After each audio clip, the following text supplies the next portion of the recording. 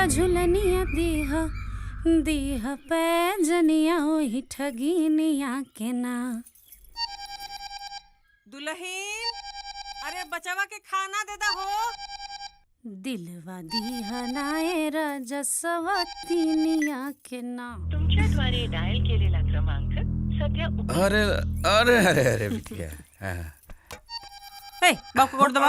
अरे रउआ बैठी ना, हम ले आवतानी। बाबूजी पैर सीधा करी। बाबा की तनी कविता सुना। हाँ सुनावतानी। मछली जल की रानी है, जीवन उसका पानी है।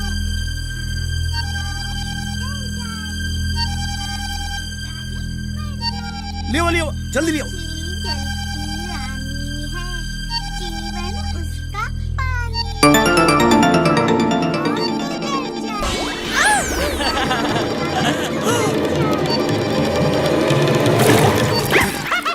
ठीक आ कहलू।